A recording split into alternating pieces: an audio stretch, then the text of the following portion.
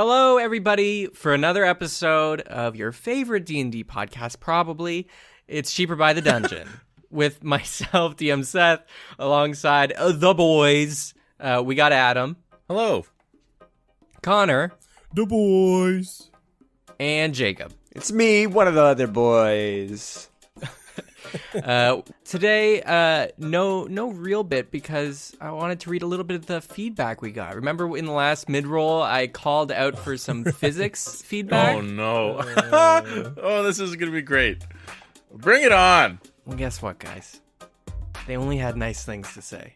We were too hard on ourselves. I think we were our worst critics. Hey. I literally have a comment here that was like, if I can't turn off my brains for a little bit with some wacky shenanigans, I probably need to listen to something else. It's like, you know what? You're right. That was a backhanded compliment, but okay. This is all fake. Wait a minute. This is all in our head. Yeah, I know. I kind of backhanded. I kind of like how stupid it is. Anyway, it's pretty dumb, but I can ignore it for a bit.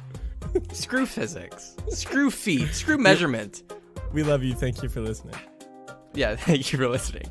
But everyone was super nice, so thank you. We were expecting people to be like, worst podcast ever, and or just be like, that's not how the moon works. They should be dead from air or something like that. This episode starts with a retcon of all three of us dying. And this is the beginning of our new show. Moon stuff. where I want to listen to that. Actually, there's a podcast. I don't know if this is going on. I listened to it like a year and a half ago or something. I haven't listened to it since, so clearly it didn't catch my attention. Except it did for one episode, which it was like this girl, and she's super into rocks, and she was just like pick up a rock and she'd talk about it. It was like 15-minute episodes, and she just talked about rocks, and it was oddly like peaceful. We're going to hear back from her next week, and she's going to be saying, guys, my channel exploded. We just got so many downloads because of our reference. There you go. You're welcome. I wish I could shut it out right now. Maybe Seth edit in and be like, hey, it's the Rock podcast. Maybe it's taken down. I don't know. Maybe this was a fever dream. Hey, editing Seth here. I tried to find this podcast that I was talking about. I clearly remember it in my head. I get picture the art and everything, but I looked for 25 minutes searching all types of rock podcast. A lot of it went to music, which was unfortunate, but I could not find it. If somebody can find it, please let me know, because now I want to listen to it, but I can't. So, I didn't find anything. Smooth transition from fever dream to another fever dream, which is Godzilla vs. Kong. We here at Cheaper by the Dungeon, we almost always see the Godzilla movies together. We might not do it this time around for obvious reasons, but I still wanted to talk a little bit about it and get your guys' gauge, because the movie comes out this week, so when you guys are listening to this episode, it'll already be out, so you'll probably already have been graced by the sweet monkey punches. But guys, Kong, Godzilla, which one? Neither. They're going to team up. That's my prediction. By the end, there's going to be some other foe that is even worse than the two of them, and they're going to have to team up. No, scrap that. We it's the spirit of Kong versus Godzilla. We know, everyone knows that's going to happen. Everyone knows. There's going to be at least one fight between them. I think, because I've seen it in the trailer. Just like if they actually hated each other, who would win? And we all know there's a big bad, but I'm going to wait for the Snyder Cut. It'll be 6 hours long. I have to lean Godzilla. Seriously. Just outrange him with the breath, like the atomic breath, and just I have a hard time believing his monkey skin can withstand that. Yeah, but what about his back A? Because we're thinking King K. Rool versus Donkey Kong, right? Or his back air is really what it should be. Yeah, essentially. All I think is that Kong was already so strong in his movie, and he's like 5 times bigger in this one. He grew 5 times. I agree. I think Kong's leg up on the situation is his ability to use tools. like and it, like to be able to like adapt and to find different like methods of attack. Like Godzilla's pretty like set in his methods of attack. They're very powerful. Yeah. But he's not exactly like thinking outside the box regularly. Yeah, because And I think Godzilla's Kong is like just really creative. Godzilla's like the king, and so he fights whenever it's necessary. But Kong fought on that island for like who knows how long. So Kong is like battle ready. That's true. He's more battle hardened. Godzilla's more of a literal sleeper pick because he's always under the ocean. Yeah, Just except he chilling. is freaking so powerful. I mean, here's he the doesn't need thing to we like remember. bide his time. He I'm still flip-flopping he still became the apex. So I mean, like clearly he's got some skills and some power behind it. But I think this is like a Rocky Balboa situation coming up where like the Rocky fighter lost is in the ready to first fight the last boss type of thing. I personally predict the big bad is gonna be the Godzilla from 2000, Godzilla 2000. Ew, like the T-Rex. Yeah, all the little eggs that hatched. It's gonna be all of them. oh, I man. think, you know, whichever way you lean, Godzilla versus Kong, that's one thing. But we need to talk about the real issue, which is Kong versus Godzilla's son. Did you know that Godzilla does in fact have a child? And I'm going to show you the picture right now. Yeah, exactly. I'm going to paste it in the Discord chat. Are we going This back to like is the originals? Manila. What? This is Manila. This is. Oh, please, man. everybody, look up Manila for a picture. You will not be disappointed. So this cute. is Godzilla's son. And You know what? He kind of looks like they had him together, Godzilla and Donkey Kong. It kinda does. King Kong. But, however, would you like to know what makes Manila so overpowered? It's his abilities, which are and include atomic smoke rings. Instead of atomic breath, he blows like almost vape-like smoke rings that are filled with atomic energy. Seth, I'm not you even are, joking. You are losing our Japanese audience because you're making fun of their beloved Manila. No, I'm not honoring it. losing. I'm embracing their audience because giving it homage. legitimately, another one of his abilities is size changing. Specifically, he shrank down in one movie down to human size so he could talk with a young boy, and they went across the Japanese streets and he like helped him. But there is some debate as to whether he can actually do this because in All Monsters Attack, that movie, Manila did size change, but it was kind of like a dream fantasy sequence where the boy was like envisioning like young Godzilla or Manila. That was the clear highlight of the film. But in Go Green Man, that movie, he also has the ability to shrink and grow, but he was only allowed to do so when commanded by Master Mao. So it's like Anything can he involving human sequences in these movies is a waste of time. All that matters. Every but time. he can also talk. Manila can talk. That's the one bad thing about him, unfortunately. I just have a question. Why was he named after one of the plainest things on the planet, the Manila envelope? I thought you were going to talk about the Manila wafers, and I was like, that's vanilla. I thought you were going to say vanilla. Yeah, like I thought ice cream. Connor was gonna probably it's saying vanilla this whole time and was about to pounce on him. No, no. We were ready to tear you apart. You Look, this isn't a idiot! repeat He's saying of, Manila. those little. This isn't a repeat of those creatures from back in the forest. What were they, Connor? I can't. I'm not saying anything. Schwinga. Wangos? Something like that? Pringles. But either way, I this whole intro bit was all just to introduce everyone to the wonderful world of Manila. Because I found him this morning because I was looking at Kong Godzilla stuff and I was like, "What is this?" And then I couldn't not look away. He looks like one of the things from that like dinosaurs TV show, you know, the like 90s one. Look, Godzilla. The original Godzilla stuff had some pretty crazy sequences, and like giant space turtles with rocket legs. Like, so I mean, Oh, it did. I'm And not the surprised. newest Japanese type one, like the Shin Godzilla one, is arguably like the best that Godzilla movie that's ever been made. Mm-hmm. And it's like the classic like Godzilla look that goes with it. Either way, I'm totally hyped for it. Everybody watch it this week, and then when we next record and when everybody hears it in the next episode, we will give hopefully a non-spoilery review. It'll probably just be like, "Oh my god, the punches!" Sick. Yeah, stuff like that. But everyone's homework who listens to the show, your homework is to go out, or stay at home and be safe, obviously, and watch the movie.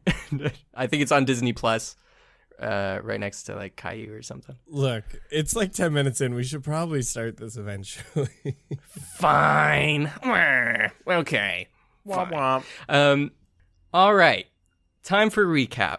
So, the gang was on the moon. They were in the city of Glimpse, and they were stuck in that air bubble. There was a huge puzzle there that they were trying to solve of how to get across the moon's surface without air. It took literally like an hour, but they figured out a way, and they made it there safely, and were somewhat helped by a random assassin, Hippo Man, named Guntram, who was sitting there next to a little campfire on the moon in his own little air bubble. He helped you guys get bubble bugs so you could survive on the moon, but he also was talking about how he previously was talking with Zippy, and he was wondering where you guys were. Probably he was talking to clone Zippy, or fake Zippy from the ammo company down on Ohm. But he conversed with you guys for a bit, somewhat gave you some hints as to hitting some crystals on the dark side of the moon, which is where the ruins are that you needed to head to find the map, potentially, to the Grand Treasure piano pieces.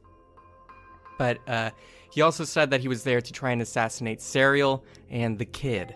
The Kid probably being the person who can sever the tether connections from the gods that Crit was mentioning before. So you guys left that location safe and sound, had some conversations on the way, but then ended up in the underneath the surface of the moon with a lot of basically spinning buzzsaw creatures. Epic driving sequence commenced, and you made it on the other side with your bike intact and most of everyone's eyes still working. Then, sorry, Connor. Then you guys were driving because you saw in the distance a city. It was like the silhouette of a city, a nighttime city with like the windows filled with lights and stuff off in the distance. But as you were driving, a flash, similar to Serial's flash that you were seeing in the distance before, was shining.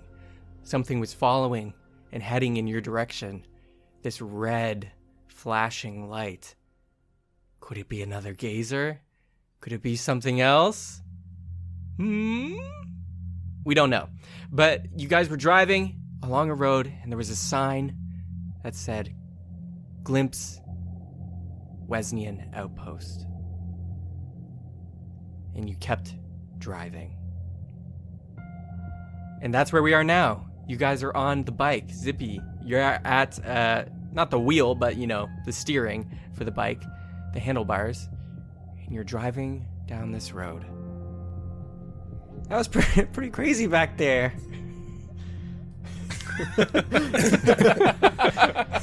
Yeah, I wish I could have seen it. I don't think you wanted to. It was really insane. We had like these giant spinning discs with like crystal teeth on them. It was brutal. Seth, is the red light still flashing? Yep. This red light seems to be quite a ways off, but it's still following. It's like bouncing. It like goes down and then up. It's like something is like jumping almost like a rabbit, like boom, boom, boom. But it's flashing periodically, like every 10 seconds.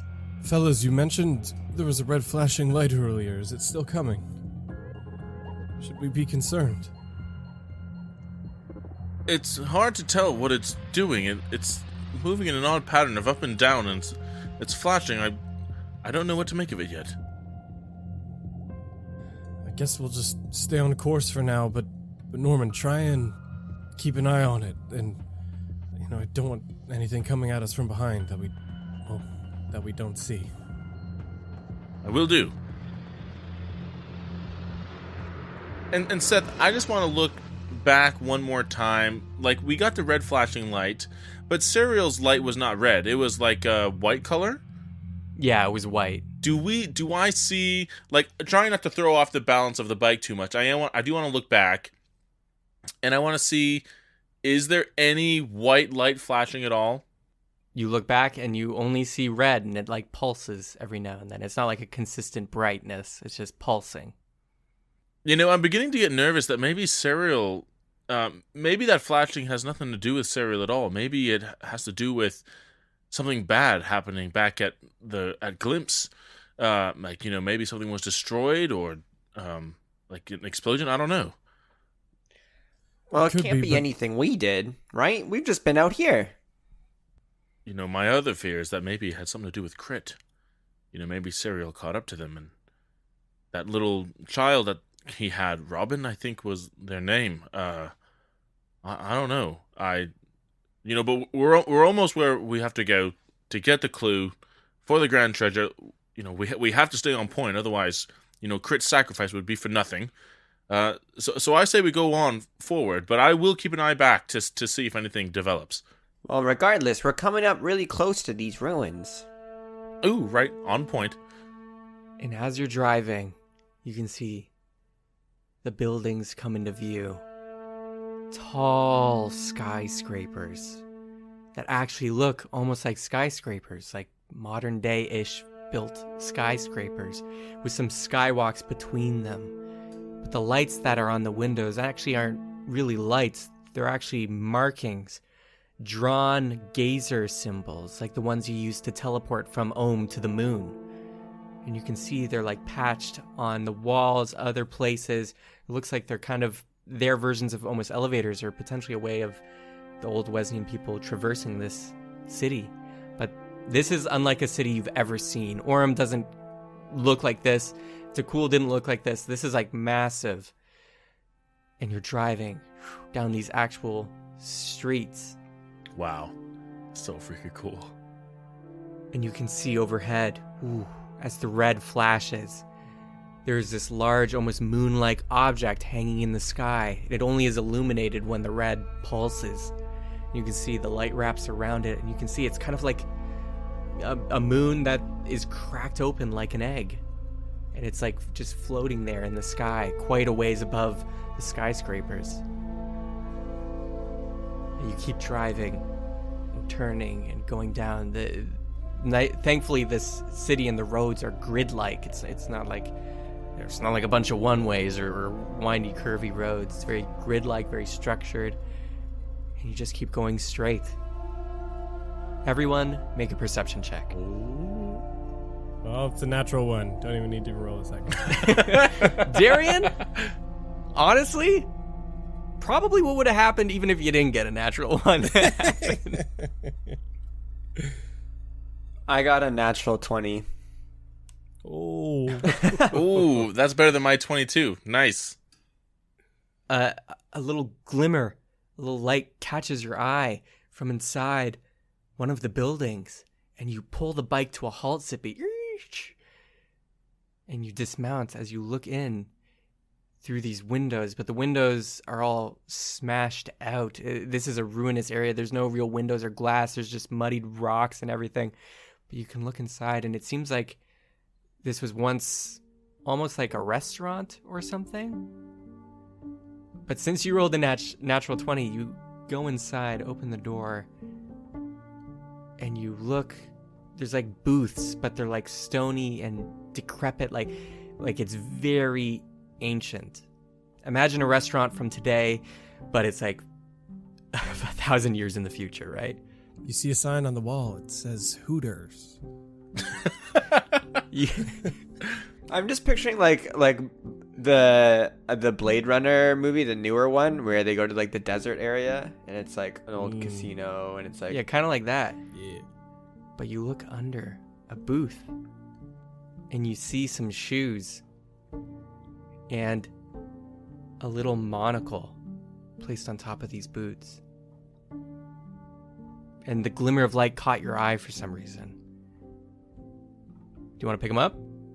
yeah, I'll pick it up. I mean, look, it's just it was glittery, and I like shiny things. I am a man of like I may be a rabbit, but I like shiny things, and that's not a stereotype. Okay. No one said it was. Okay. You pick up the monocle, and I'll just tell you, you can recognize brushing off some dust. Somehow this has been preserved.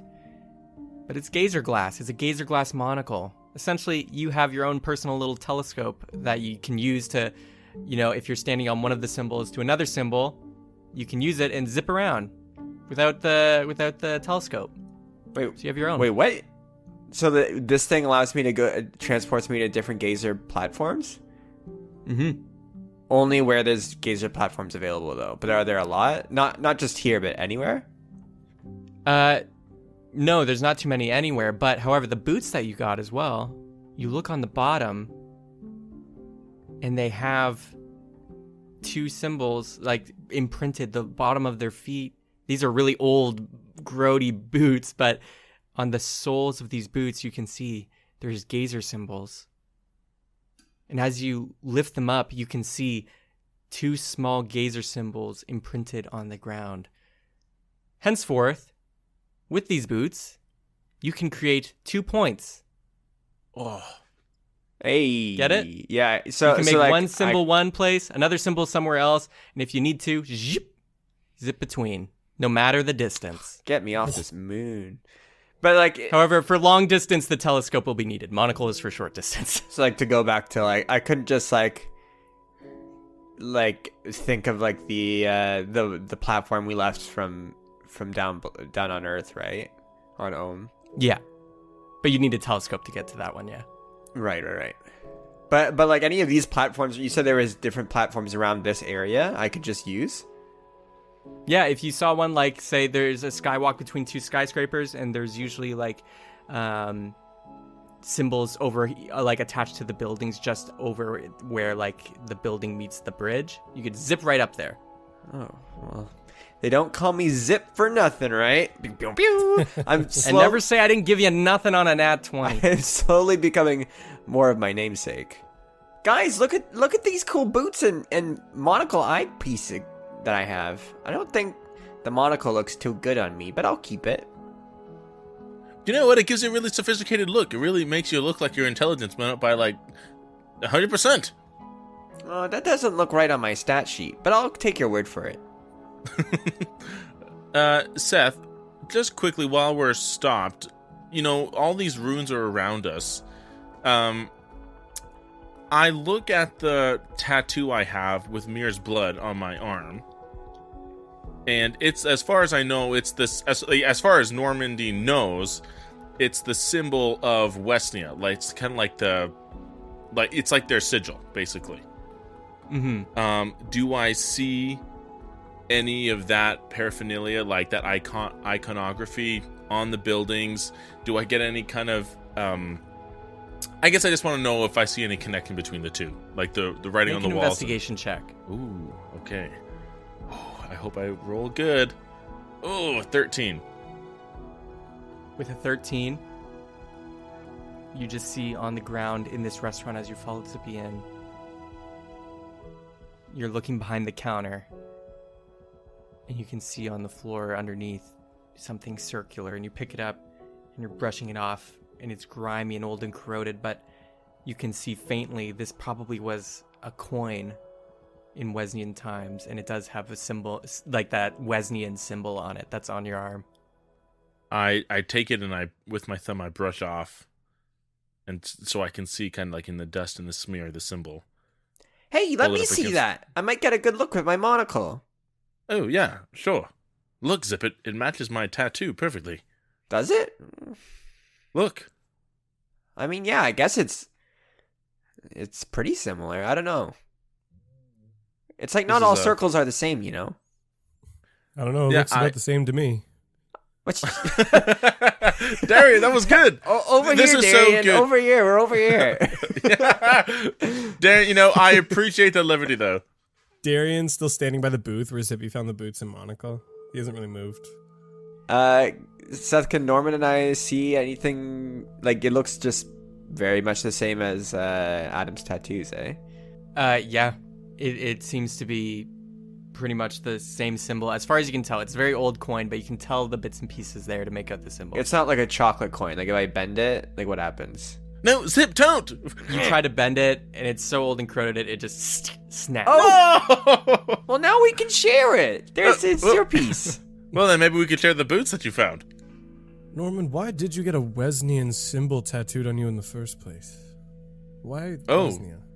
Well, it's because Master Matsumura, the monk who trained me, he was taught with the way of the calm cloud, and they originated from Wesleyan times, and one of their symbols that they had was of this Wesleyan flag, because apparently the calm cloud monks dated all the way back then. And when we first discovered, through your vision, old Westia, it matched that same symbol, and I knew that was a tattoo that I was missing. It was part of my heritage, so I had it engraved with Mir's blood back when we fought that god. Well, we didn't really fight it. He was fighting Turik, but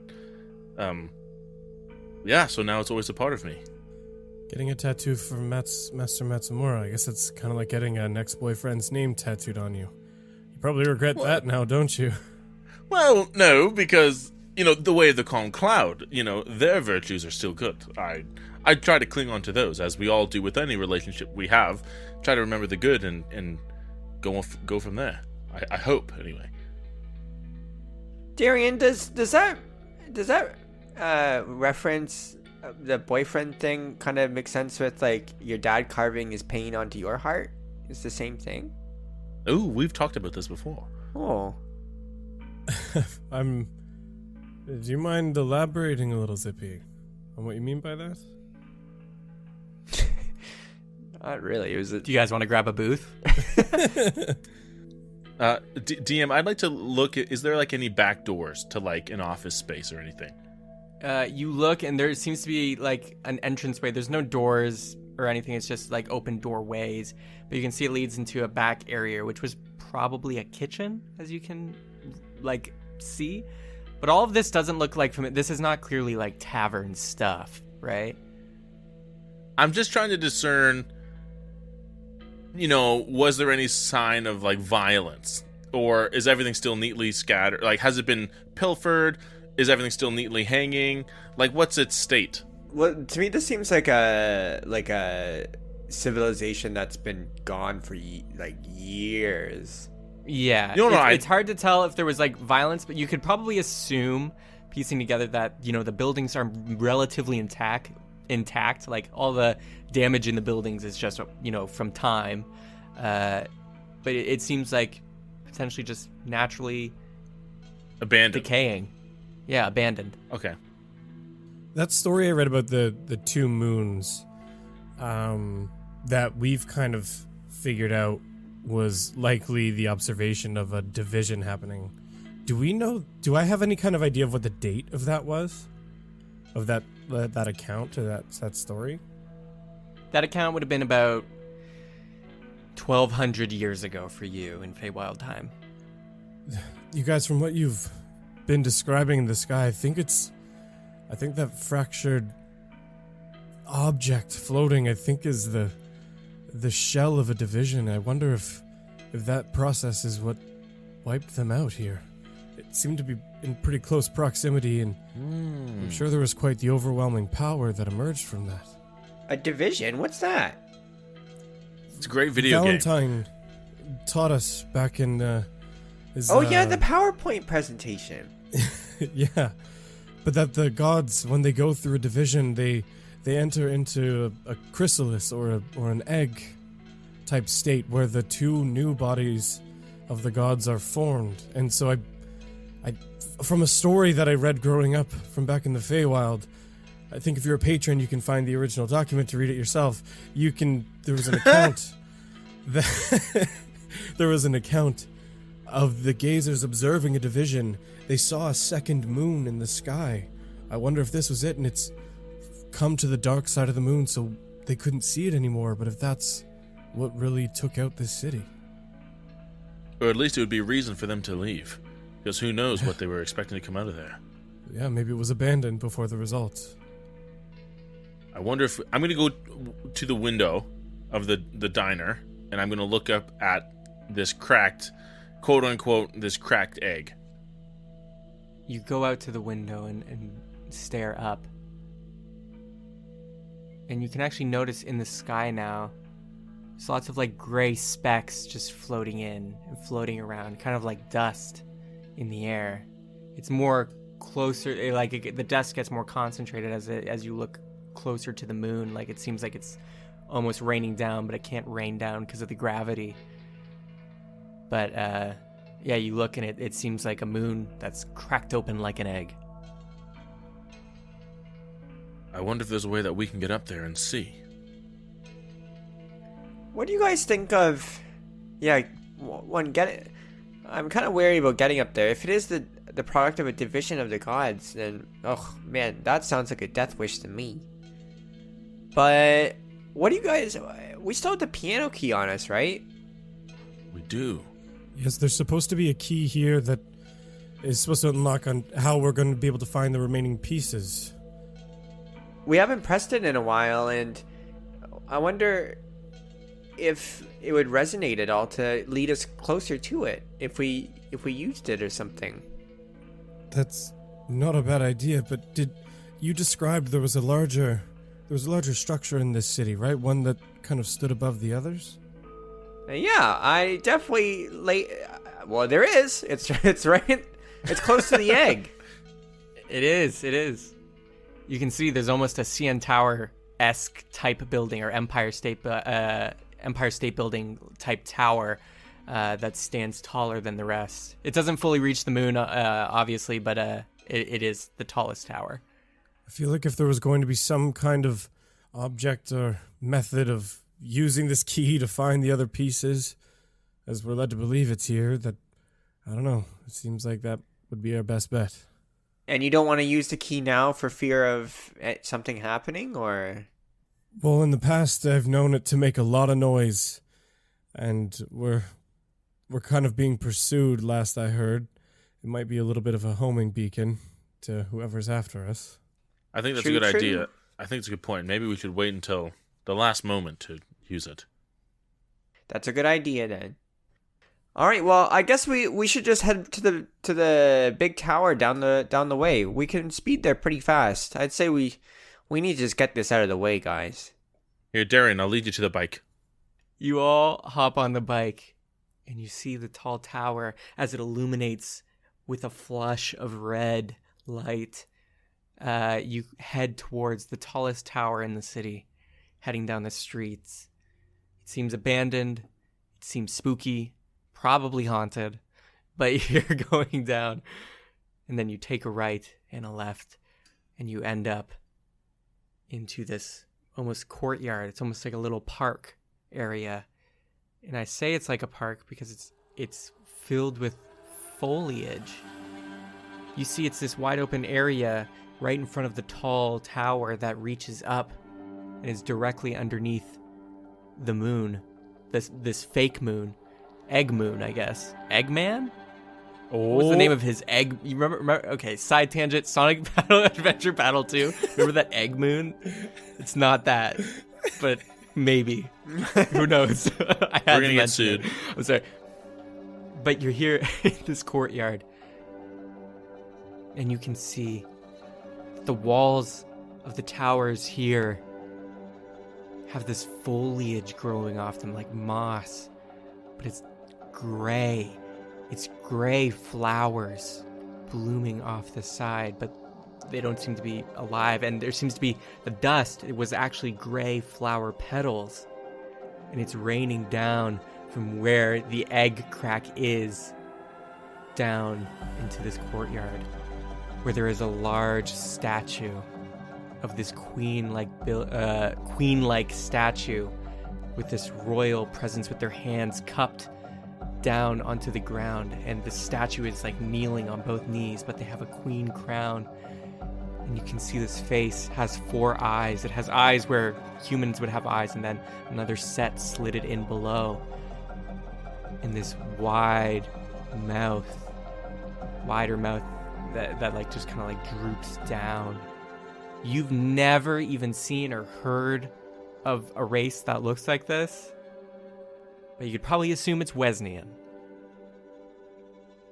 But this statue is kneeling, and it has its hands cupped onto the ground, and it's quite a large statue. Think of like the size of a giant, and it's kneeling down, and its cupped hands are touching the ground in this almost like park that's just infested with these gray flowers. And this is at the base of the tower?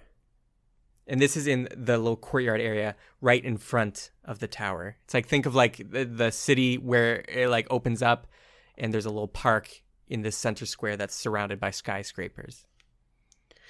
And is there like a bubble around this city, or are we still counting on our bugs right now that are on our backs? Still counting on the bugs. So make sure we defend these bugs at all costs, gentlemen. Seth, I don't recognize anything about this woman in particular from my study, like of the choir books at the Calm Cloud Monastery. Nope. Okay. Nothing. I'm gonna say. Actually, I'll give you a history check just in case. Come on. Oh my gosh. 6 + 4, 10. Man, that stings. You know 10 facts about her. Oh wow. She likes pierogies. Who doesn't though? Yeah. That doesn't tell me anything. No, you don't know anything. Anybody like pierogi? I'll roleplay that. I'm gonna say, Darian, there's a statue of a woman. It's enormous, and it looks like if I had to guess, a Wesnian person, and she's kneeling on the ground and cupping something as if she's planting a seed or protecting a small flower. Well, I think we should get off this bike and kind of check this area out. Let's park it behind her so that, just in case, no one sees it or tries to steal it or anything. Yeah. That's All pretty right. odd, though. You know what? She probably likes pierogies. I got the same sense, actually. It's weird. I parked the bike, Seth. You circle around the park, and you can see there's like, it is like a little city park, nothing major. It's not like Central Park or something, but you can see there are some like pathways and sidewalks that go through it, but they're mostly overgrown with like vines and these gray flowers blooming. You drive around and park behind, and you can see, there's the tall tower right behind her, and you can see just her stone like back, and it's just this dress that like goes back, and her feet are exposed on the bottom. She's barefoot, and like she's still in like the two knees touching the ground kneeling position. Quick question: the flowers in the garden, do they resemble the shape of the blue flowers? Completely. As you recall from Valentine, when gods divide in a brief moment or a brief period of time after they've divided, the blue flowers bloom, but then die soon after. As soon as I jump off the bike DM, I plant one of my heels in the ground beside the bike. I'd like to go up to some of these flowers and pluck some of the petals and put them in like a container that I have. You've got some gray flower petals. I'm going to say maybe like a bouquet's worth. Like I'm just grabbing tons of them. And Okay. I will brush one with my thumb to see if they're just coated in dust or if they're actually just gray. You brush it. Doesn't seem to have real dust on it, but as you brush it, it seems to like fall apart. They're extremely fragile.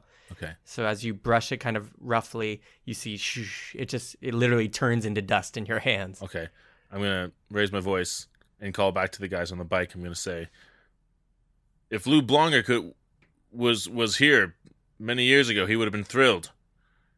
These are exactly the same flower that Valentine described. The ones that match your leg, Darian. He did say they bloom from a division, so that seems to line up. Are we Darian, heading inside? What if we rub some of these dead flowers on your leg? Do you think that would make your flower dead? Like one bad egg spoils the lot, or one bad apple or something. Maybe if we get some dead flowers, I could try to like extract some juice from it, and maybe you could eat it, and it would make your flower dead. Maybe we make like a steep tea. So, from the methods we know of at this point on how to get rid of the flower, the results tend to be me almost dying. So if we're going to do that, let's maybe wait till we're back into a more controlled environment. But sure, if you can get some nectar or something from it, why not? Well, I got a whole bouquet's worth, so, we'll keep it noted. Put a pin on it. Dim, is there a front door to this tower? There's kind of a large gate, and you can see it's the doors are gone, but there was a large arching doorway. You guys still think there's a key up there? Well, I don't know if there's a key, but maybe there's the key to finding the other keys, you know? But that's that's what we came here to get, a key. Crit said that there was a way to find the other keys through these ruins, so I don't expect to find a key, but the method to. Yeah, we have to get a whole organ's worth. I think we only have to get a few. Yeah, it's taken us 4 seasons.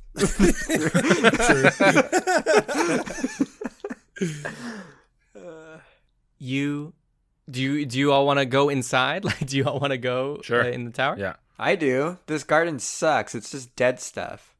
You walk into the tower, and there's a brief set of staircases that lead up. You step up them, pure stone, and you exit through another doorway into this large foyer with an altar in the center. It looks like 2 hands that are just kind of like blossoming out. And you can see it's like elevated. There's like steps that lead up to it, and it's at the point. It's like these 2 large forearms with these hands that are kind of blooming out as if they're reaching up towards the sky. And you can see all along on the stone carved deep into it is the symbol of Wesnia. And as you look at the walls, you can see various symbols of Salem imprinted on them, etched into the walls. All different. All similar in style. Because as you know, every Grand Treasure piece has a kind of unique symbol of Salem on it.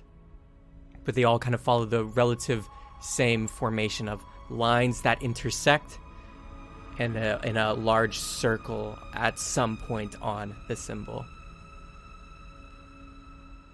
You also see, standing right next to the 2 hands at the top of this altar, are these 2 stone knights.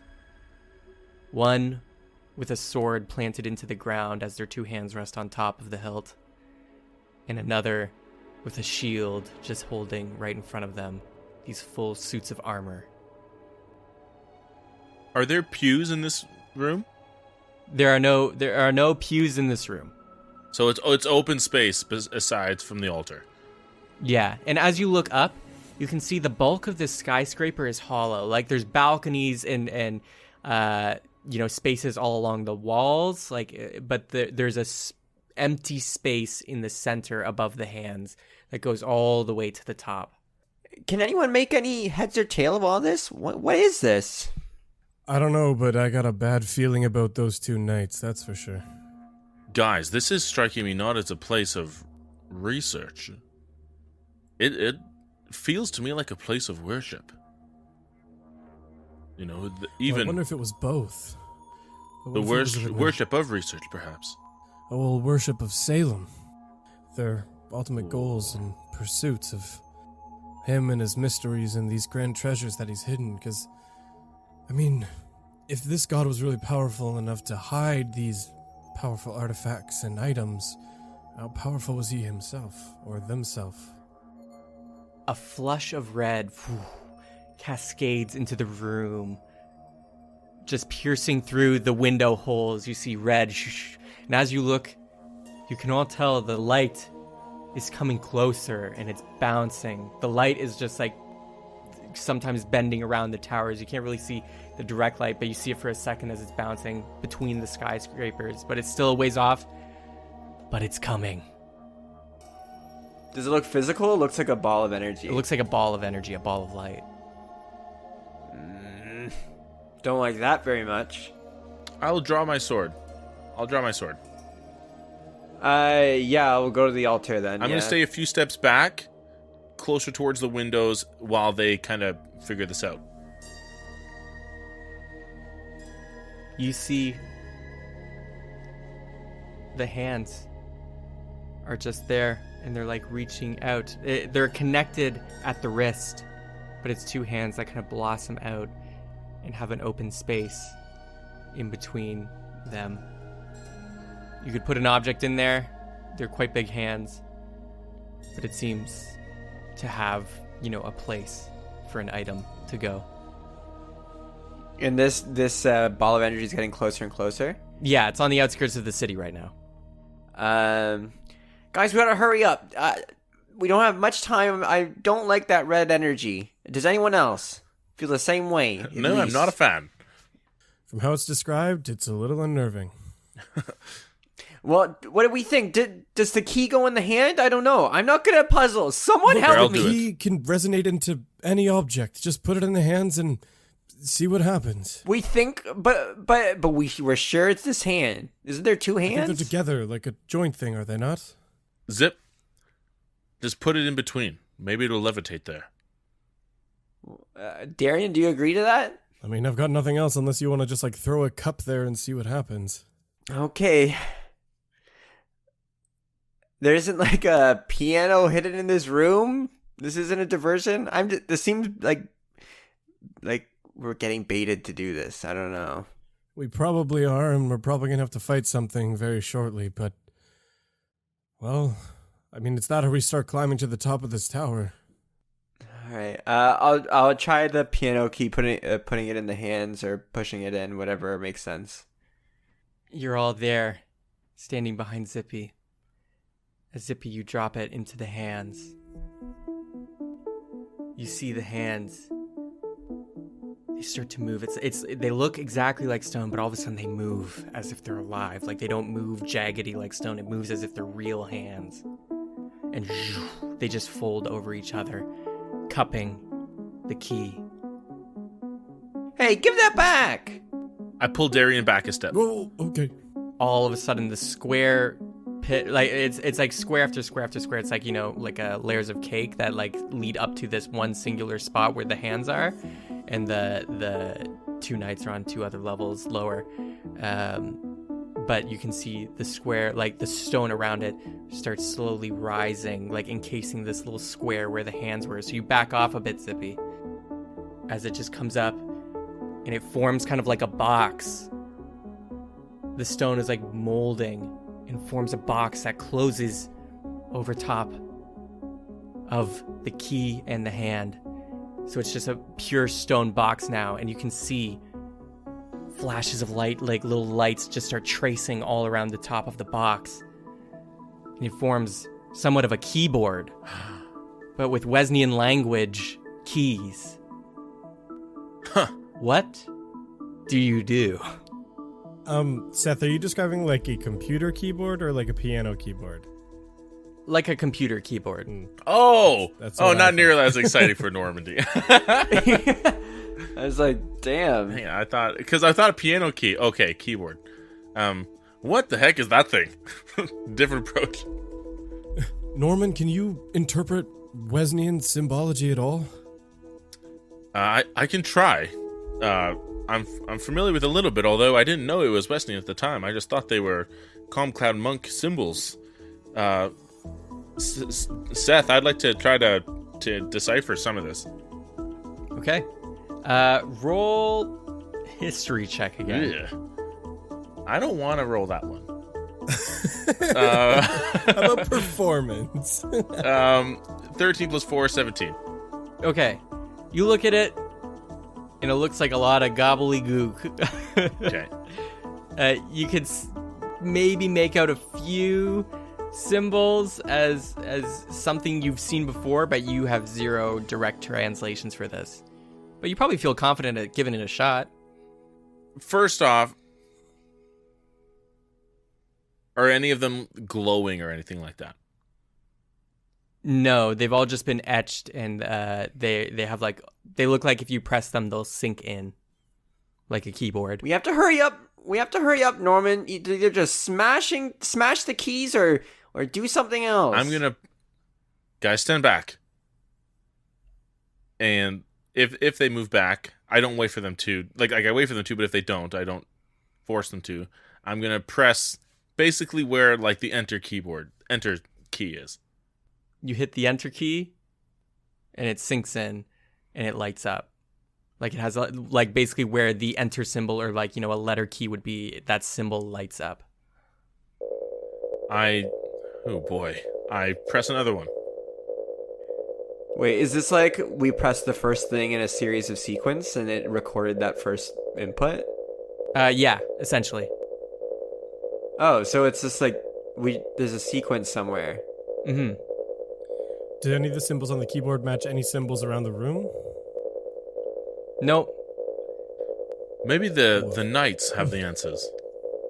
Well, there has to be so like by pushing one in and it being lit up now, that's the first input of the sequence. So like an enter key would be wrong. Well, you don't know that, Zip. I'm gonna press the escape button. You hit where an escape button would be, ding, and you see all of a sudden it lights up, and they both go red, and then they go dark. And then you hear immediately, and lightning fast, the knight with the sword, their hand grabs your neck, Norman. Whoa! And they stare at all of you, and you can see there's a monocle embedded in their helmet. There's no head, there's no body inside. And they look up in the tower and they're gone. And that's where we're gonna take a break. Wait, who's gone? Wait, hold on. No. No break. Who's gone? You are.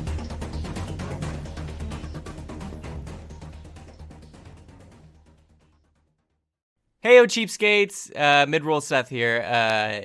Man, so many Seths this episode. DM Seth, editing Seth, mid-roll Seth, all Seths. I'm just here to give you some announcements, obviously. First one, let me get right into it. Hope you've been enjoying the moon arc, by the way. This is the last episode of the moon arc, so no more moon gravity.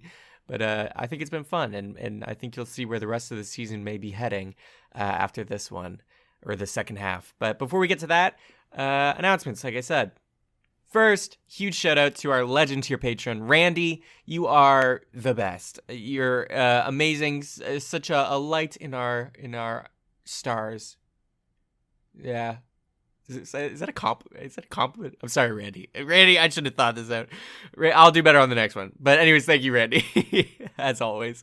But other stuff. By the way, if you want to be a patron like Randy, you can sign up at our various tiers to get, bonus content, access to our music that we produce, and other fun stuff, or vlogs and cool behind the scenes things. I'd highly recommend the $2 tier to join our Discord community, where we play one-shots with you cheapskates, and sometimes they run one-shots themselves. We also do Jackbox and all these other fun stuff, so it's a really cool community. So if you want that, $2 Patreon, hop in and support our show. If not, don't worry. We have another community for you that's free. It's on Reddit, r/cheaperbythedungeon. Go there, post memes, and yeah. And if you want to keep up to date with us in our socials, of course, at Cheaper Dungeon on Twitter, Cheaper by the Dungeon on Facebook, I just type that in, or cheaper_dungeon on Instagram for all our cool art and stuff. Hope you like the art from the last episode with the red flashing in the Moon City. But yeah, follow us in all those places. And if I can ask one simple thing, please also review us on iTunes. It really helps. Or Podchaser, either of those. It really helps boost us in the ranks just to get us more visible, so other people can find us and join us on this crazy adventure. Oh, and we have a little promo clip to show you from good friends of the show, the lovely Craftians. They are an all-girl Call of Cthulhu actual play podcast, so if you like what we do, you'll definitely like what they do. And they are amazing. You can actually hear myself and Adam's voices on their recent episode. We did a little audio drama skit for them, so we filled in to voice those roles really quickly for them, which is pretty cool. So definitely give that a listen. It's their newest one. But yeah, without further ado, here's their clip. We live on a placid island of ignorance in the midst of black seas of infinity, and it was not meant that we should voyage far. And yet here we are, in defiance of Lovecraft, laughing through the darkness. The Lovely Craftians is an all-ladies Call of Cthulhu actual play podcast with horror, humor, and no small amount of chaos set in an occasionally familiar modern-day Chicago. Brought to you by Wampus House Productions and the Penwitch Studio Network, you can find The Lovelies on Spotify, Apple Podcasts, or your favorite podcatcher, or anytime over at lovelycraftians.com. And remember, you never roll sanity alone here. Ooh, spooky. Oh man, when are we gotta do like a Halloween crossover with them or something. They are amazing though. Please go check them out, the Lovely Craftians. And thank you once again for letting us guest. Last thing, of course, is me fighting with my calendar to find what date we gotta do. The next episode will be up on the 13th, April 13th. Exactly 2 weeks after this one, which was actually 2 weeks before the last episode. If you get the pattern, 2 weeks every episode. So April 13th is going to be the next one. But yeah, anyways, enjoy the rest of the episode, and we'll catch you next time, Space Cadets.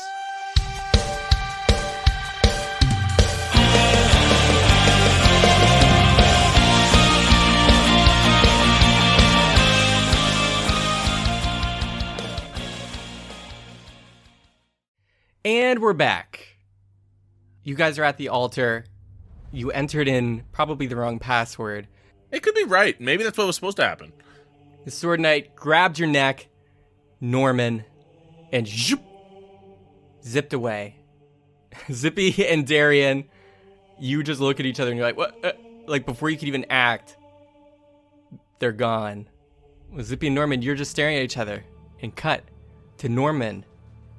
You see, you are at the top of the tower. They jump off the ceiling and moon gravity down to a balcony. As you look down, you can see all the way down, and you can see the faint outlines of Zippy and Darian way down there as they hold your neck.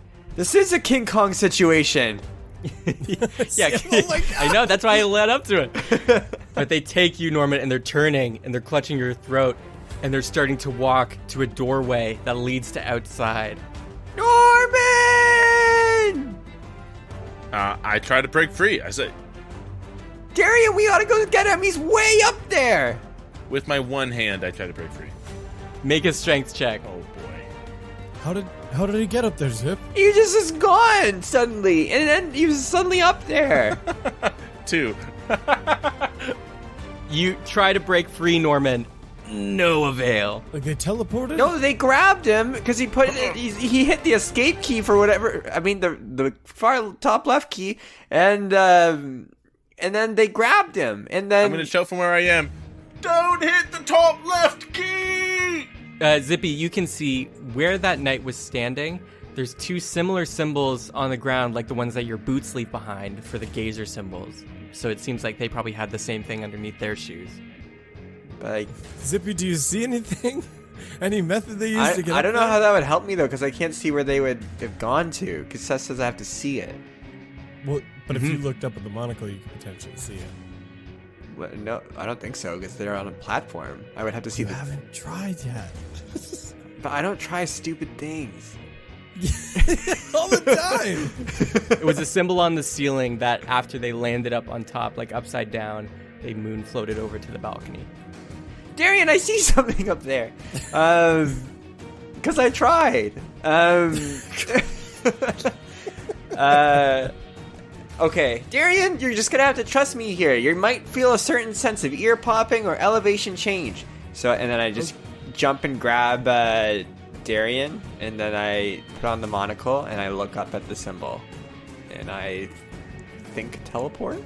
You put the monocle on, twist it a little, stand on the symbols, stare up.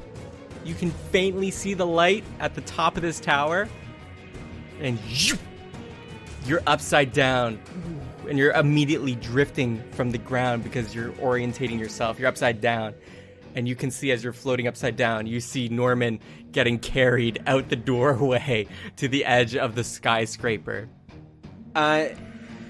Darian, can you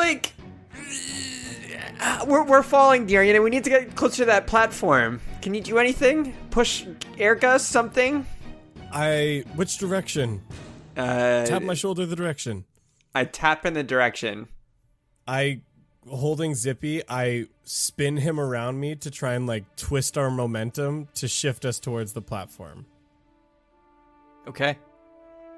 You twist and angle yourself that way, but you're still falling directly down. You have to it's like a 15-foot gap that you have to get across to get to the balcony. Okay, I hold on. I 360 spin and throw Zippy. So trying to get him to clear the gap. And then I'm just going to take a guess and Misty Step like directly horizontally in that direction towards the platform and hope for the best. Damn, Darian. You know what? I'll make a thaumaturgy bing, like a ping. Bing! Where I am. Make a dexterity check, Darian. 14. You float down and you hear the ping, you feel the tap, and you just spin and push Zippy. You guys push away from each other, going to separate ends. And Zippy, you just go flying and you land on the balcony. Darian, you're trying to Misty Step. Yeah, I'm just going to go horizontal. Yeah, you try to go horizontal and you hit your head on the railing. but you quickly reach out and grab the rails and are slowly pulling yourself up. But you did hit your head and you took 2 damage. Did we make it? Was this the right platform? It was. I'm quickly running over to Norman, and I run over to as fast as I can to the stone hand that Norman's in, and I want to jump on it and cast Stone Shape when I get on it. All right, you're running, but we'll see if you can make it in time. First, Norman, you're getting carried to the edge. And they're still just holding onto your neck, and you're slowly being choked. And they're almost at the edge, walking out. You can see there's lots of gray petals floating down now as you're closer to the moon. Or, the egg moon. Mm-hmm. But, Norman, what do you want to do? How far is the try and get out? How far is the moon from me? Like the egg moon? Oh, still quite a ways. Still quite a ways. Like within 500 feet? No. Okay, cool. It's like 30 kilometers or something.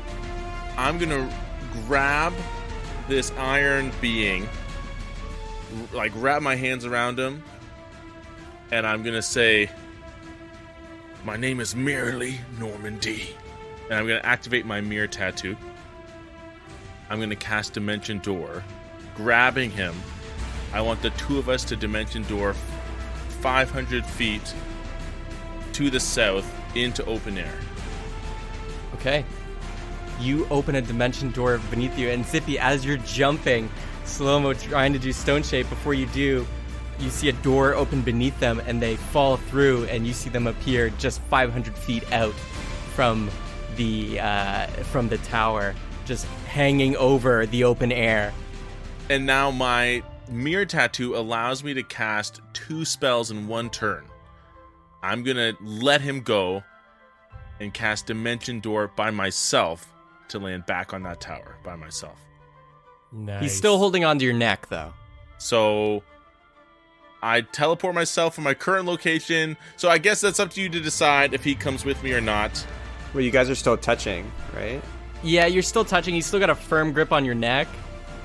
And it's a door that you have to go through.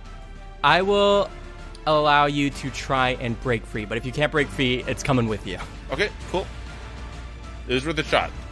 Strength check. Okay. Oof, 11.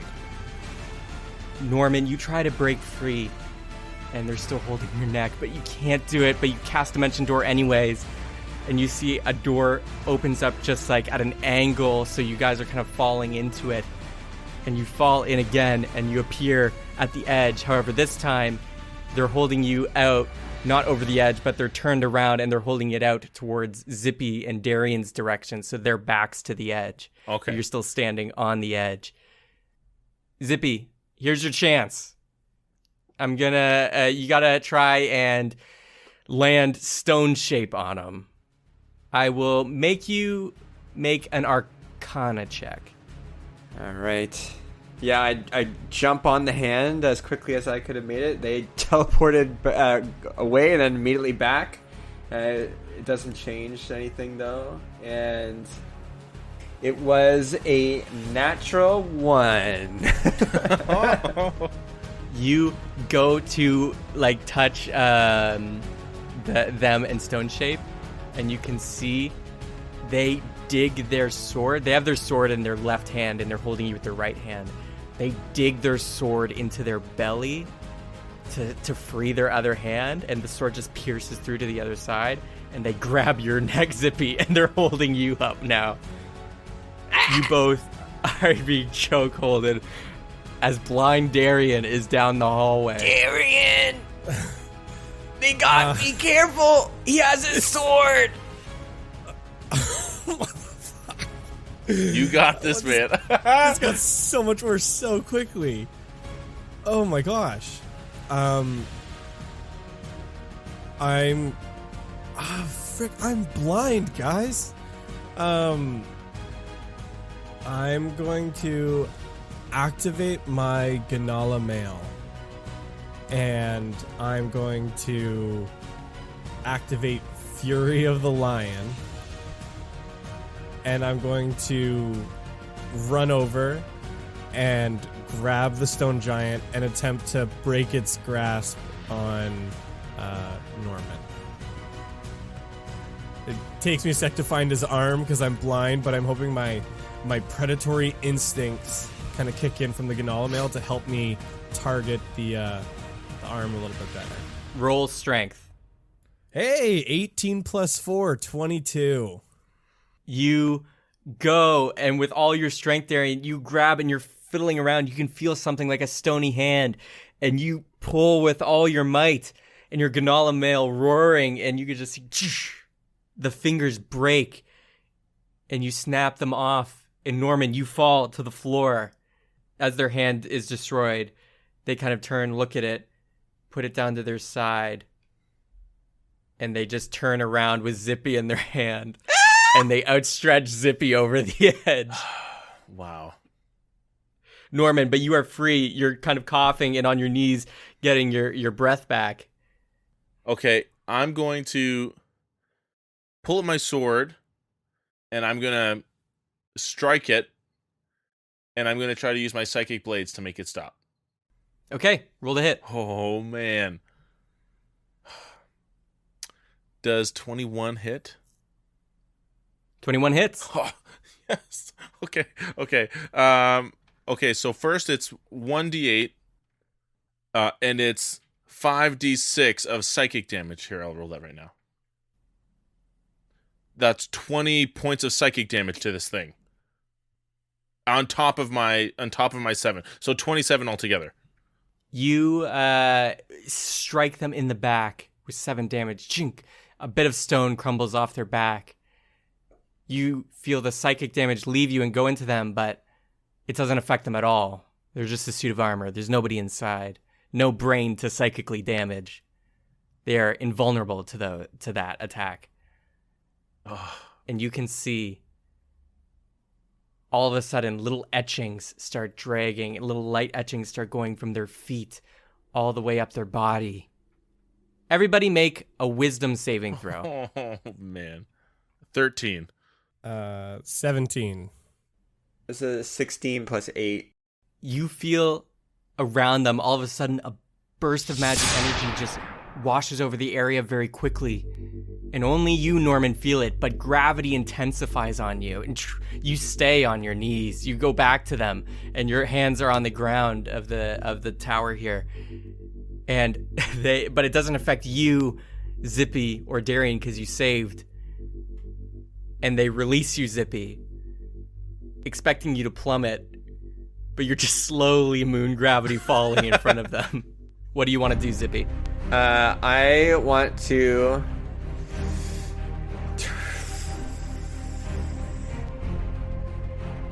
I'm gonna turn into a giant octopus. Amazing. Wait, what?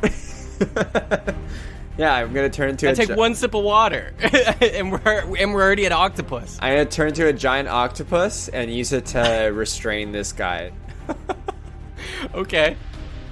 You see your arms and legs start extending as you're slowly dropping. You can see their little helmet just watching you fall. And if they had an expression, they'd just be surprised that you're not just plummeting to the earth or the moon earth. But you slowly turn into this large, giant octopus stretching out with your tentacles like slowly closing in and enclosing the area around him. It's like spreading out from you.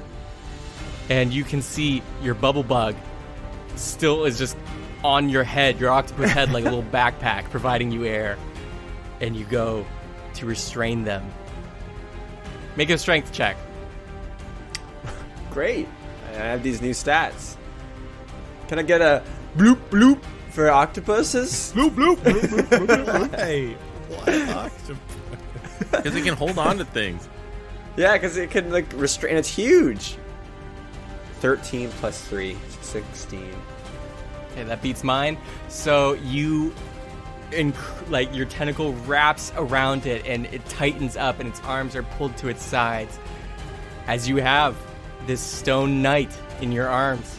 And I'm gonna Your use my octopus arm. I'm gonna use my tentacles to like pin every single extremity it has, and I'm gonna perfect. And I'm gonna assume, because I guess I can't talk to Darian or Norman, just like Darian, finish it off. Darian, not entirely knowing what Zippy's just done, is going to... He stretches out his hand to kind of make sure he still keeps the position on the knight. And he knows that we're at a ledge, so he steps around so that he's perpendicular to the ledge. And then he's going to draw the spectral katana and activate Phantom Strike. And so he teleports to the other side of the knight, where two versions of Darian now stand on either side of this knight at the ledge.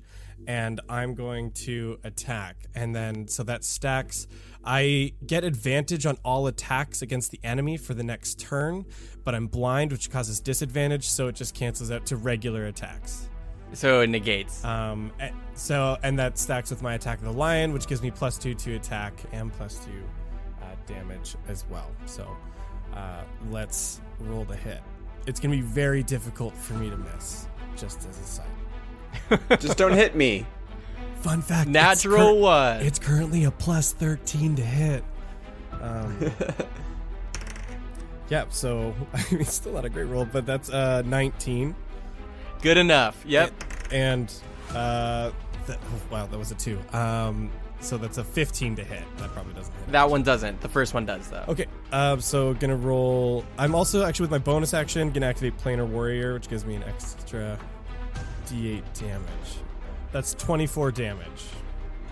Darian, another version of you appears behind it on the ledge. And even though you can't see, you can feel the area around you almost perfectly somehow. And as you draw your blade, you zip, flash, and the two copies of you, your blades slice at the same time, it feels, for one attack. And you teleport behind. And you can just see the helmet floating slowly above its body as it's been decapitated. And you feel Zippy in your arms. It just goes limp. And it feels like the magic gravity that's holding you down, Norman, dissipates. I use Mage Hand to grab on to Zippy's octopus figure and just pull him with like that light gravity towards the surface of the tower. Okay. You start pulling, and Zippy, you can feel in your arms, it's not fighting back, it's just stone. I toss him away out into the moon. You just throw him, and you can just see this lifeless night body without a head just Can I get fly a away, bloop bloop? And then you see it crashes into a nearby skyscraper and poof, just slams in a little dust cloud. I grab onto the edge because I guess I was floating off a bit with him. Yeah. You reach out, you grab the ledge, you pull yourself back up, and you have survived this very archaic security system. Wow. I'm quite large, so I'll try not to bump into anyone off this ledge. Norman, grab. I believe the head fell off. Grab it and see if you can get the lens out of it. Just might be useful to have. Ooh, good thinking. I find the head and try to pry it out. You try to pry it out, and you can see it's just as it's not like a monocle. It's like built into this helmet. So you could keep the helmet if you want, but if you want to pry at the glass, it'll just be glass. I will keep the helmet for now. Who knows? Toss it in the bag of All right. holding. Sure. Plunk. Guys, that was insane. Before you can calm down, though, you feel another flash of red. You see it. The bouncing orb is now in the city. And it's bouncing as high as the skyscrapers. And everybody, probably except Darian, especially Darian. Actually, Darian, you don't even try. Perception check, Norman and Zippy. Man, I cannot roll well tonight. 13 again. Good thing octopuses have high perception. Doesn't matter though. I got a 5 + 4. Nice. 9. Neither of you can make out what this orb is. You can tell it's just flashing brightly, and it's in the city. And at the looks of it, it'll be at your location within the next 4 minutes. I quickly grab the other two and just jump down back into the bottom of the of the tower. You wrap your tentacles around them and like slop your way into the doorway. It's thin, but octopuses can fit into surprisingly small spaces. So you're morphing your way through, and you jump out into the center, and you're falling down the center of the skyscraper, and your kind of tentacles outreached, kind of like a parachute, but you're just slowly falling. It's not as dramatic as you'd like. I want to use my extra arms to pull us down. You know. Okay. You're pulling yourself down. Shoo, shoo, shoo. Your tentacles wrapping onto the balcony rails as you're going down floor by floor, and shoo, you land at the base, and you can see there is just the shield knight standing there, and the keyboard pad at the stone altar here. Zippy, toss the shield knight. I wouldn't even touch it. It's too dangerous. Yeah, I was just gonna restrain it just in case it was gonna try anything again. Okay. You wrap your tentacles around it, restraining it tightly. And then I want the other. Yeah, you guys figure out the computer. We only have 4 minutes. Okay, I run back to the keyboard and say, okay, how do we type swordfish into this thing? It's always I swordfish. think we should just smash it at this point, considering Seth gave us such a hard time. Did you try password? 1, 2, 3, 4. I wasn't kidding. I think we should literally just smash it.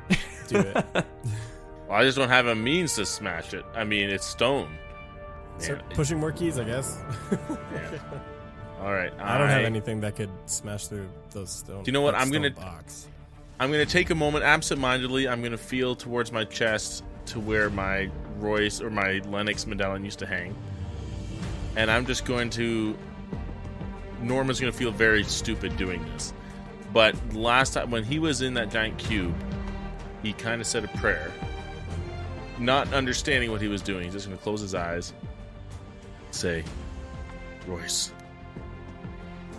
do you have any idea what we should do? And I'm just going to take a moment. And Norman's going to try very hard to ignore everyone around him. And he's just going to try to commune, I guess. I want you to roll a d20 just straight. So scared that red ball is coming. It's definitely the red bandit. You reach your hand out over the keyboard, one hand on your chest over your heart, one hand over the keyboard. Do you want to let your gut take over? Yeah. With a 12, you reach up to the top left, and you hit 1. You go 2, 3, 4, 5, 6, 7, and you just keep tapping the numbers. No. 7, 8, 9, 10, and then you're like 1, 2 for 12. It like red flashes as they were lighting up as it was going. Of course, it's not that. You try to let your heart and gut decide, but that's not how you get passwords. Is this computer? Is this stone computer connected to anything? No, it just seems to be magical. But the moment it goes red, I want to dance back. Like, I backflip away. you back up, and Zippy, you feel in your arms the Shield Knight starts to try and get out, and they get, what was it, DC 16? Yeah. Oh, you lucky bastard. All right, they're still restrained in your tentacle arms, but they're trying to come alive.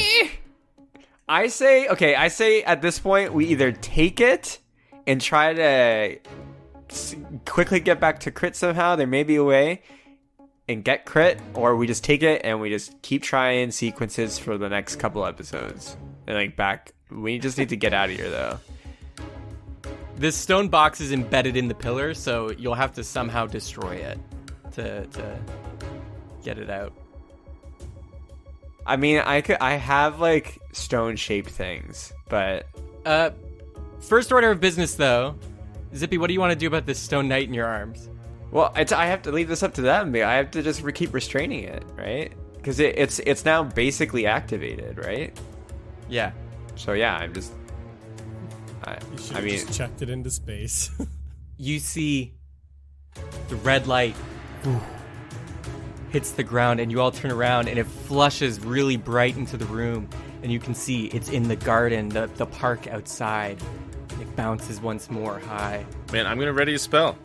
I'm else gonna go can. mash a couple more keys. I'm gonna mash some keys. Okay.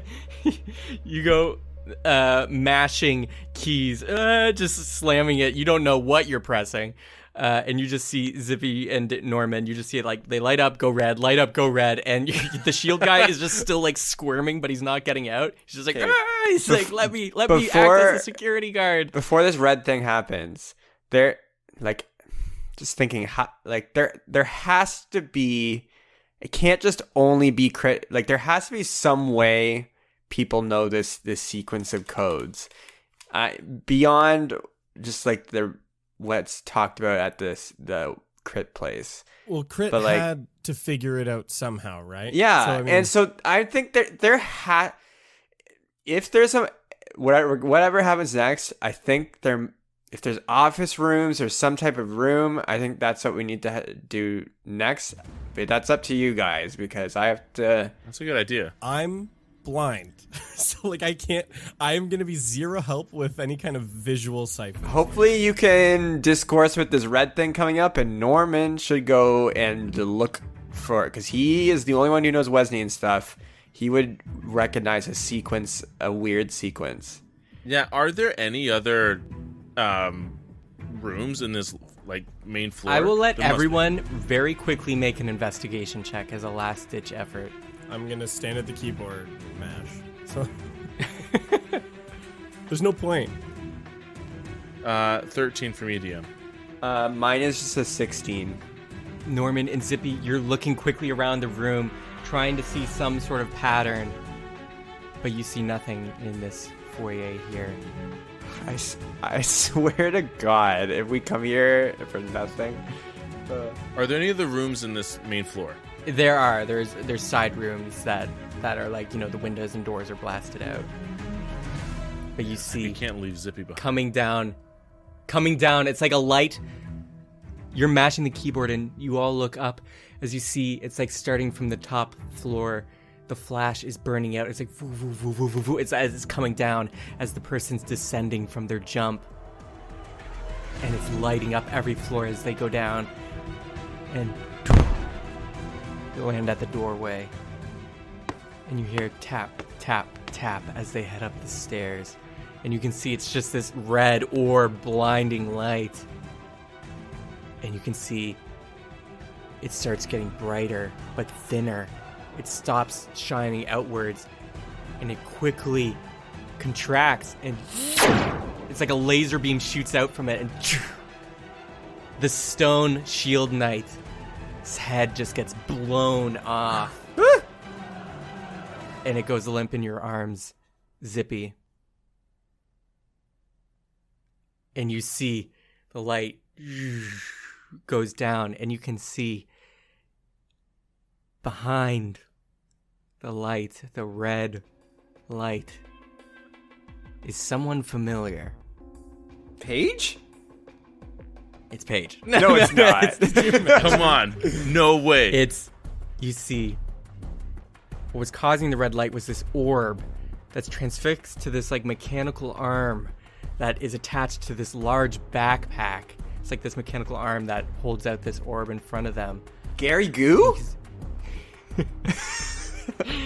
And you can see it's a huge backpack, and it's just this kind of squirrely looking human.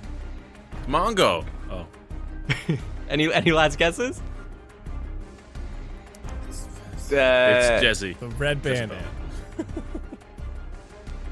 Or the king in episode 2 or 3 that's getting revenge on Norman. You see. It's Valentine. No, it can't always be Valentine. More of it Deus Ex Machina. You hear a voice. Oh, come on, I don't want to wait in line. No, come on, guys. Oh, wait. Hey, you guys! You helped me out at the Baroque Spire! You helped me get down! That was a really tall tower, man. Thank you for the magic carpet assistance. Really appreciate. You! Alright, I can't talk. This is Clive, the person who stole the Scale Grand Treasure clue from the Baroque Spire that Lou Blonger thought you guys had, that thought you worked with him, that people have credited you with stealing. Yeah, he's given us a bad name. Yeah. Excuse me. Thank you for saving us. We've never met. Hello, my name's Norman D. I get the impression that you know my compatriot here, Darian. That octopus over there is actually a Lapine most of the time. What's your name? Oh, name's Clive. Yeah. I don't remember you, Tieflin, but I remember Greenie here. And I'm gonna look at Darian and look back at Clive. And what is the relation between the two of you? If I recall correctly, it was a business transaction where we helped him get out of the Baroque Spire, and now we're being credited for that heist. So thank you for that, I guess. Yeah, I'm gonna undo my octopus form and be like, you've been giving us a bad name for helping you. You revert back, and he's like, oh, yeah. You know, I thought I didn't remember an octopus with you. Sorry about giving you a bad name, but I do appreciate you taking the heat off me. People are all going for you guys, not me.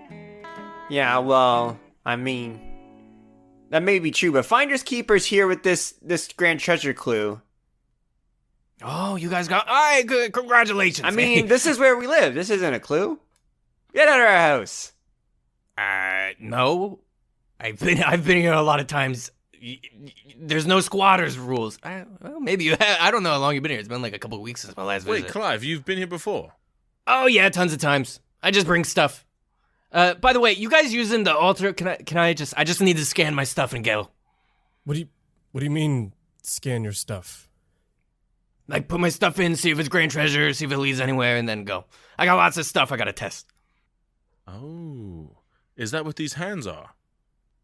Yeah, we're just finishing up. We seem to have forgotten of the combination on the keys here. Do you mind giving us a little reminder? We come here so often, too, that, like, things just come and go. It's like losing your car keys.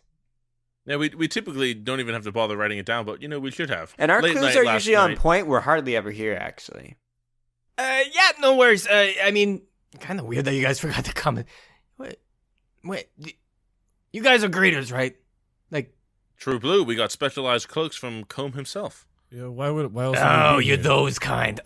Those aren't real greeters. Are you kidding me? Felix's fan base? Oh my god. All right, step aside. I'm just gonna type it in. Okay, it's what is it? It's hippo underwear symbol, the one that looks like a panda. Then we got the happy face, oobleck, and then what is it? Pie. Right. The one, the pie symbol. Okay. And that is, if you ever forget, acronym is HUP. Okay? I punch Norman and be like, how could you forget that? Ugh, man. Now that you mention it, it's coming right back to me. Oh, and then he hits it and he's like, and enter. And then you see starts to light up, and he's like, just hit enter again if you want to. Oh, you already got something in there. Okay. I will turn around. Greeter's honor. You know, don't want to peek on somebody else's glue. We appreciate the proclivity. Of course. I may be a scumbag, but I'm not that bad. All right. Seth, wait, what number greeter is this guy again? Currently number 9. So he's in the top 10. I don't know if I want to bring this up. Oh, the island. So, should I Excuse me, you look a little constipated. Do you need something? I got a lot in my bag. Yeah, I heard recently that there was a gathering of like-minded individuals, them being the top greeters, that were working on some collaboration. Has that happened yet? Have we missed the boat? I don't know what you're talking about. No. I may be blind, but I can see right through that cloth. No. I birthday parties, maybe. I mean, there's lots of gatherings. I mean, people get together all the time. Yeah. Anyways, I would assume you're not invited, so I wouldn't worry about it. We kind of are. It's a little complicated, but fine. I'm not gonna cause any more trouble. But if we wanted to try and get a seat at the table, how might we go about doing that? I don't know. Come on, Clive. You're a smart man. Roll persuasion. It's decent. It's a 14. I don't know. I don't know. I've never actually. I don't know. Listen, I'm not gonna say anything. Scout's honor. You're right. I'm lying. I gotta keep tight-lipped. Greeters don't share. That's not part of the code. You're right. Do you know somebody who might? No. Stop. Seriously. Do you know what? We'll just say, you know what? Maybe we might see you there if we get lucky with the clue that we're pursuing now. Maybe we'll see you there, and if not, good luck and best to you. Yeah. Okay. Well, listen. Hurry up. I got stuff to do. So scan your thing and skedaddle, because I gotta go. By the way, you know, bad design on this thing. You should really put your password in. They should really design so you put your password in before you put in your special item, because you know what, you can never get your item back otherwise. You know, they should really, reverse engineer this thing. I think that's part of the security reason. Yeah, but really it's just a cash grab, because if you don't remember, then they get to keep whatever you put in. It's kind of like a casino that way. Yeah, well, I'm sure the Wesleyan didn't want these falling into the wrong hands. Get it? Like that, because it's okay. I like the way you think. You walk up, and they're walking down the steps, and they're just standing now at the doorway, and they're just kind of looking through their backpack. They take it around. They're fiddling and finding stuff inside. Who wants to hit the enter button? Ooh. I don't want to accidentally. I want to. I don't want to accidentally hit the wrong key. Hit it, Norman. I can't even really see the keyboard from down here. You sure, Zip? You've been so MVP this whole day. You know, you sure? You need a win. Ain't that the truth? Click. You reach over to the keyboard and press the enter key. And as it syncs, the symbol on the enter key lights up. And you see it starts to activate. As if it's being stone-shaped, cracks start to form. The cracks of the stone start illuminating. Magical lines are just being formed around the table, and they start swirling. They're shooting off in all directions now. They're becoming more violent and growing in power. Some are shooting off the altar before they all just start arcing and twisting and forming this massive pillar of light. The lines start detailing it more and more, so it becomes less of just a solid structure and starts to be sliced into levels. You can tell now, from what you've heard, especially from Valentine, that this is a map of the planes, of all the planes of your reality. You can see it starts highlighting ding, ding, ding, right in the center plane where you are, the prime material plane on the moon. And you can see the piano key, the symbol of Salem, starts to shine. The symbol replicates itself in the map. And where the lines cross, they form X's. And where this piano key's specific symbol of Salem is overlapping the map, you can see the X's line up onto two specific parts of your reality. By looking at the map, you can see that one of the X's that have formed from the symbol of Salem overlapping with the map is not blinking red, it's actually grayed out, because that's where your piano key was found. Your piano key was not found in the Poker Mountains that Gilbert told you forever ago. It was actually found in the plane of Shadowfell. And I only mention that for trivia for the wiki, but it doesn't really matter because you have the piano key. So let's look at where the second grand piano key is. The map starts to rotate and zoom in on an X that seems to be relatively close by. It seems to be zooming in, and it seems to be within the prime material plane somewhere. These strings of light start dispersing, and instead of forming the pillar of planes, you see it's forming a picture. And you can see this picture is detailing a location. You can see a vast, wide open room with lots of individual, almost mini ziggurat-like temples on all sides of the room.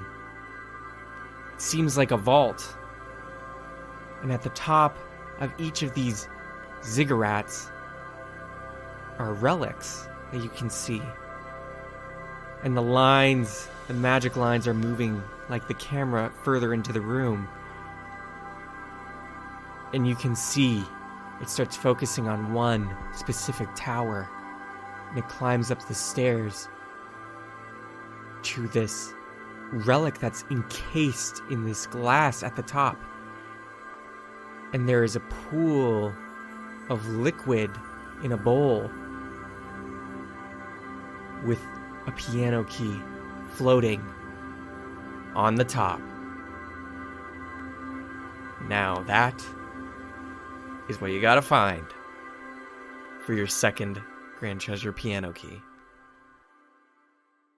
The strings of light remove themselves from forming this image, and they return to their pillar of planes formation.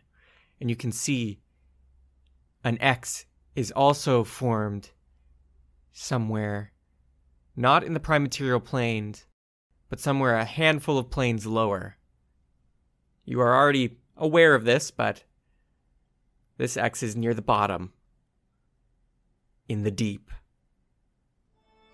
You see the strings start to form a new image.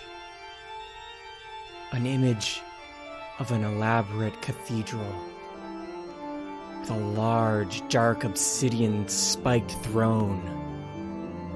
And behind the throne, a large, grotesque demon sitting at a pipe organ, playing music.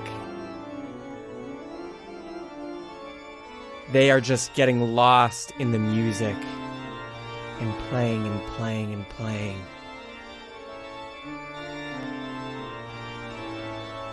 Fire starts erupting from the pipes as they cut their performance short. Norman, you instantly recognize this figure from your time during your death and probably some of the conversations you had while being dead. You see that the figure at the organ is Crassus, the Duke of Devouring, that killed Royce and usurped the Deep's throne, you see they slowly start turning in their seat, Norman. And the rolls of fat and malice and just their grotesque demon nature starts rotating as you see their face come into view. These 4 blood-red eyes with this wide Cheshire cat toothy grin. And it's almost as if they're staring back through the image of lights, Norman, and are staring into your eyes. They grin wider as they hold up the piano key. And he laughs as the image fades away. And the lights disperse. And the stone, like a table here, starts opening up. And the hands come up and open, revealing your piano key. I reach for it. You get it. I take it and I squeeze it with a hand that goes pitch black as it trembles in anger. All right, you done? Okay, my turn. Okay. All right. Yeah, Sorry. yeah. You're up. Thank you for being Excuse me. patient. Okay. Thank you. Okay. Anyways, nice seeing you guys again. Hope to see you soon. I'm just gonna scan these, so if you could turn your backs to or leave, forever. Hey, good luck on your quest for grand treasures. Thank you. And if I do see you at the party, that's not it confirmed. I hope we have fun. We will. That was crazy, guys. We need to talk about that. And you hear in the distance, okay, girdle that has a symbol of Salem is stitched in it. Let's try that. No, come on. Damn it. And you can just hear he's like trying random things. Grandma's tea kit. No. Yeah, exactly. Okay. Yeah, I guess we leave. I mean, I'm cool with that.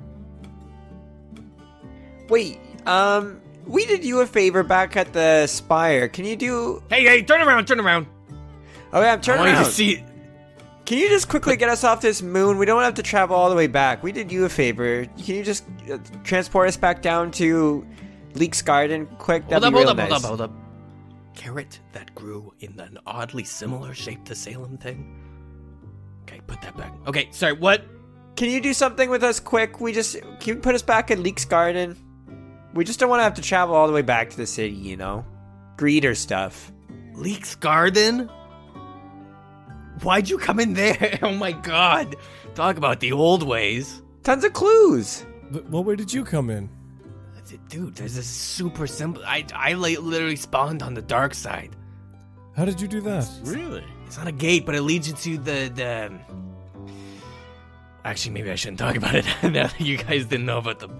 Anyways, I don't know. Go back the way you came, probably. Would you mind helping us out? Greedy to greeter. Okay, wait. Yeah, so, how'd you get here? Through a gazer's lens. There's like a telescope thing. But it's all very silly. It was just a waste of time. It's something the noobs do. Not like us. You know. Professionals. You guys are so old school. Oh my god. Hey, it's hard to adapt when things have worked This for us is like for so using long. a club when there's swords available. like, what? Okay, what's All this right, dark okay. side option? I'm not...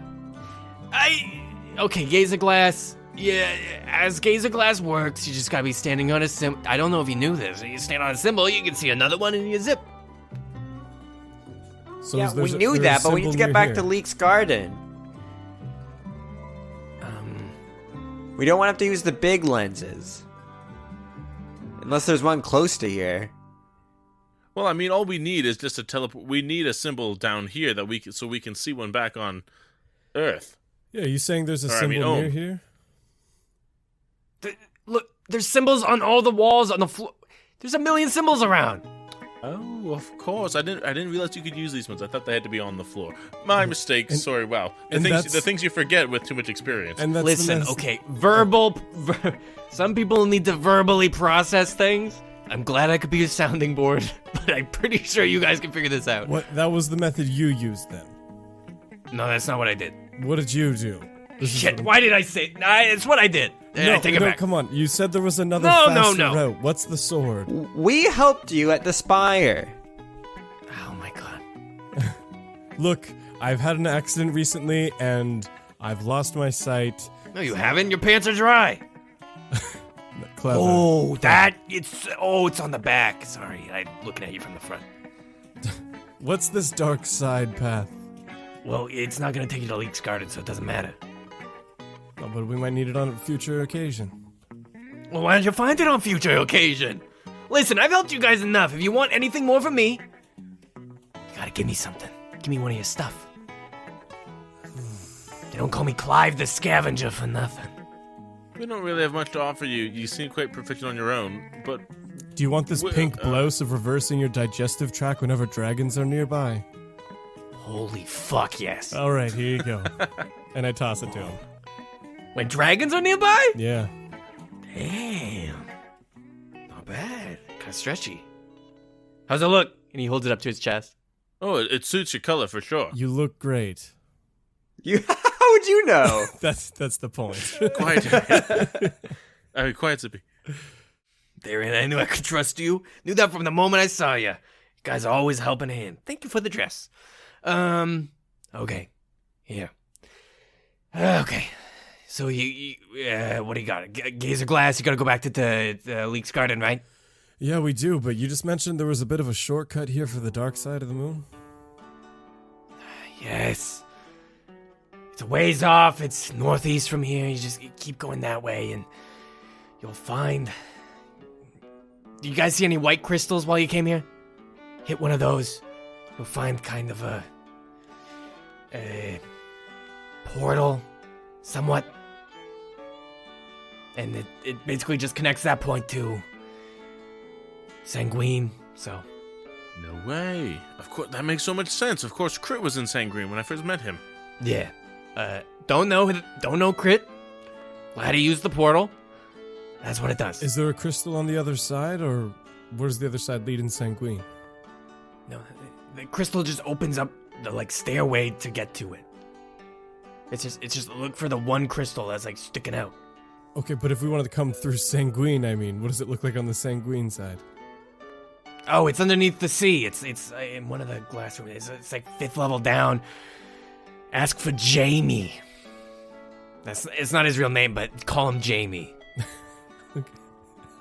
Okay, that's good to know. Thank you so much, Clive. But you're gonna have to bring a raccoon's tail, and you're gonna have to wrap it around your wrist. Say Jamie, and then he's gonna lead you to a bathroom. You're gonna open the medicine cabinet. You're gonna have to crawl through the medicine cabinet into the other side of the wall, and there it is. Insight check. Is this guy just totally taking us for a trip? Okay. 27. Finally. Something above 15.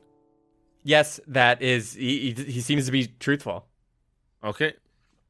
Oh, this all makes perfect sense. Anyways, got your info. I got stuff to scan. Thank you for the gift. Once again, I feel like we're a good team, good business partners. By the way, don't waste your time on that blouse on the hands. I got that from some crazy void chest thing, so I don't think it's got anything to do with Salem. Best of luck. You never know. Let's give it a scan, hey! Oh, and, how about you getting back to the cool, the old-fashioned way? I can kind of help, too. All right, you guys grab your bike outside. I guess that was yours. Get on that, and I park it over top of a symbol, and let's do this. You all hop on and drive slowly over to one of the gazer symbols on the ground very nearby, and he says, "All right, one sec." And his mechanical arm that stretches from his backpack over top his head with the red orb starts kind of twisting, and you can see he's kind of tapping on the side, almost like programming something into it. And then all of a sudden, a red flash is pointed right at the ground. And you can see it just keeps flashing. And as you look beneath you, a small circle is being formed. And being formed more and more. And with the flash, it's like the floor beneath you is becoming translucent. As you seem like you're just floating on top of nothing now. But you can see it's actually just like making the moon part of it see-through. And you can see it just one after another, it gets deeper and deeper until eventually you can see straight through the moon and straight to Ohm. All right, that should take care of you looking and getting the Ohm thing. Just, I guess, look through your telescope, point it at the Leeks Garden, and you should be good. All right, guys, if everyone wants to get in close, maybe we can just zip back to Lee's Garden. But, we got to be on guard because last time we were there, it was swarming with bug people. And we don't know what's going to have happened to Randy or to Apophis. So, all hands on deck and all eyes peeled. Can we take the bike with us at least? I don't know. Keep it close. Yeah, wrap your legs around it and really think about it as we go. All right. Okay, everyone put their hand on my shoulders. Oh, it's so much easier to focus when they're not being attacked by a bunch of Ant-Man. I pulled the telescope and I tried to find Leek's Garden on Ohm. You look through your telescope and are scanning Ohm through this hole made through the moon. And you're looking and looking. And then you see it. The church. The little platform into cool. You start zooming in and zooming in and zooming in. And then you feel it. The magic building. Good luck, guys! And, keep taking the credit for my Baroque Aspire thing. It really helps me out. Okay, bye! You teleport. And that's where we're gonna end the episode.